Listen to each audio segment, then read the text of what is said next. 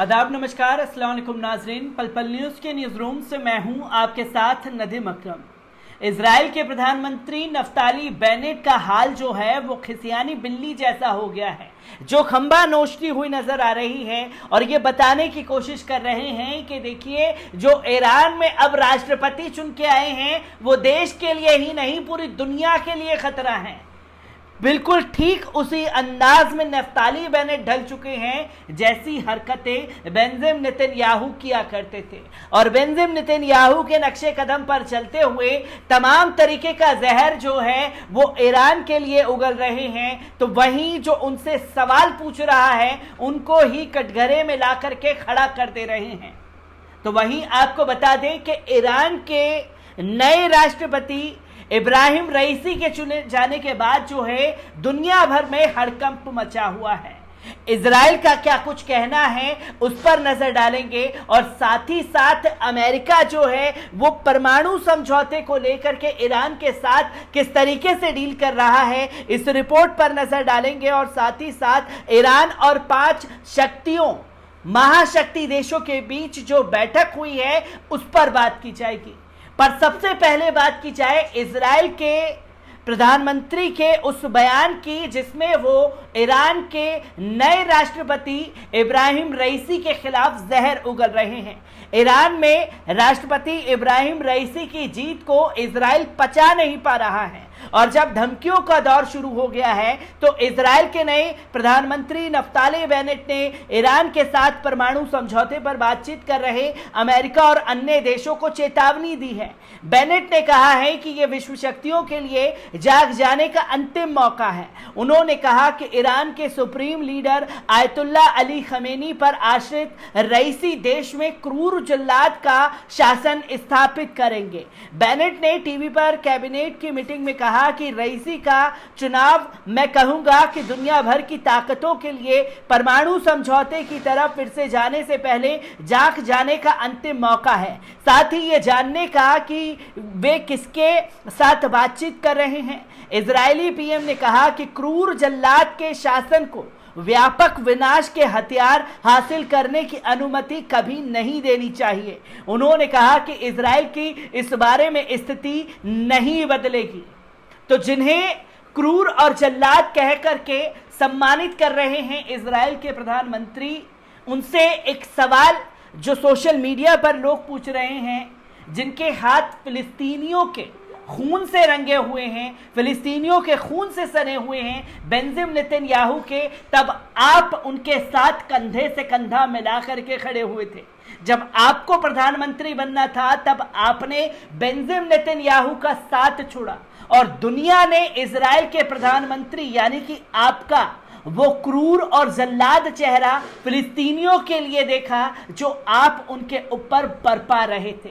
शायद इसके बारे में नफ्ताली बेनेट बात नहीं करना चाहते हैं, और जैसे ही ईरान में इब्राहिम रईसी राष्ट्रपति चुनकर आए हैं तो बुरी तरीके से नफ्ताली बेनेट बौखला चुके हैं। और साथ ही साथ अब आपको बता दूं कि ईरान और 5 महाशक्तियों के बीच बैठक हुई है। इस पहले ईरान के परमाणु कार्यक्रम को नियंत्रण करने के उद्देश्य से 2015 में किए गए ऐतिहासिक परमाणु समझौते को दोबारा लागू करवाने को लेकर रविवार को ईरान और दुनिया के 5 महाशक्ति देशों के राजनयिकों के बीच बातचीत हुई। ईरान में इब्राहिम रईसी के राष्ट्रपति चुनाव में जीतते जाने के बाद रविवार को इस तरह की ये पहली आधिकारिक बैठक थी। बैठक में शामिल कई राजनयिकों ने कहा कि उन्होंने जिन मुद्दों पर बातचीत की है उन्हें संबंधित देशों की सरकारें द्वारा मंजूरी मिलना जरूरी है। बैठक में इस बात को लेकर भी चिंता जताई गई है कि ईरान के नवनिर्वाचित राष्ट्रपति परमाणु समझौते को दोबारा लागू करवाने में अड़चन पैदा कर सकते हैं।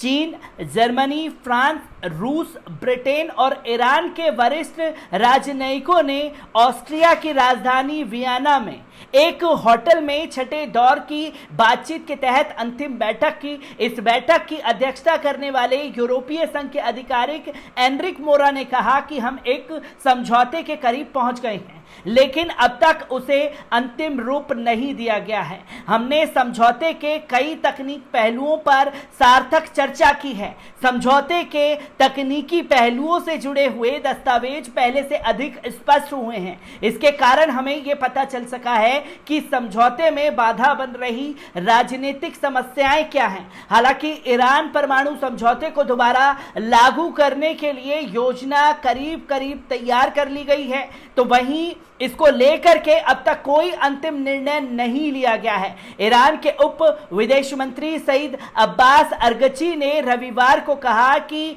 JCPOA समझौते के लगभग सभी दस्तावेजों को लेकर बेहतर बातचीत हुई है और इसमें शामिल राजनयिक शीघ्र ही अपने गृह देशों की ओर लौट जाएंगे। राजनयिक ने अपने अपने देशों की सरकारों से न सिर्फ सलाह मशविरा करेंगे बल्कि अंतिम फैसले के लिए भी चिंता करेंगे। तो अंतिम पड़ाव पर ईरान, ब्रिटेन, फ्रांस, रूस तमाम देशों की जो परमाणु समझौते को लेकर के वार्ता थी वो अंतिम पड़ाव पर पहुंच गई है और अंतिम पड़ाव पर पहुंचने से पहले तमाम देश अपने अपने नेताओं से सलाह मशविरा करके ईरान को परमाणु समझौते के लिए तैयार करना है या नहीं करना है, इसका फैसला लिया जाएगा। इस बैठक को देखते हुए ही नफ्ताली बेनेट का यह बयान सामने आता है और नफ्ताली बेनेट के बयान और देश की दुनिया की 5 महाशक्तियों के साथ ईरान की बैठक को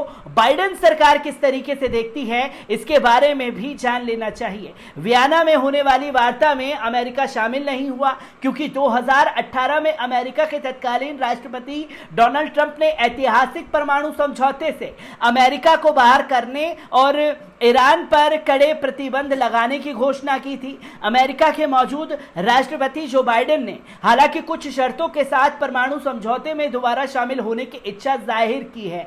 वियना में अमेरिका का एक प्रतिनिधि मंडल अन्य देशों के राजनयिकों के जरिए ईरान के साथ अप्रत्यक्ष रूप से बातचीत में शामिल हो रहा है।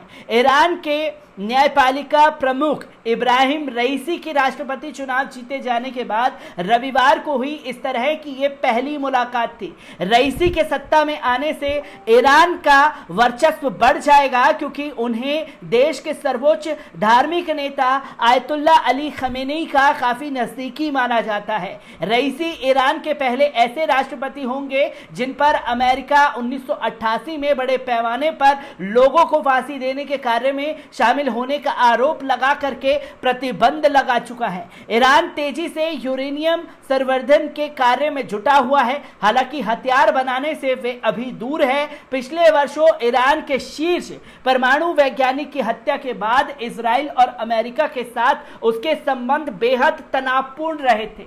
तो जैसे जैसे ईरान की ताकत बढ़ रही है तो वहीं ईरान से अब समझौता करने के लिए अमेरिका सरकार भी तड़प रही है क्योंकि बीते जो राष्ट्रपति थे अमेरिका के डोनाल्ड ट्रंप, उन्होंने कई गलतियां ऐसी की जिसके चलते दोनों देशों के रिश्ते बिगड़ गए। अब उन रिश्तों को सुधारने की कोशिश बाइडेन सरकार कर रही है। 5 महाशक्तियों का समर्थन जो है वो कहीं ना कहीं ईरान के साथ खड़ा हुआ नजर आ रहा है और जैसे दुनिया में ईरान की ताकत बढ़ रही है तो दुश्मन देश इजराइल जो है लगातार जहर उगलने का काम कर रहा है। ईरान की बढ़ती ताकत और ईरान को किस तरीके से आगे लेकर के जाएंगे इब्राहिम रईसी, ये एक सवाल खड़ा हो गया है और ऐसी ही खबरों से मैं आपको रूबरू कराता रहूंगा। दीजिए इजाजत, शुक्रिया।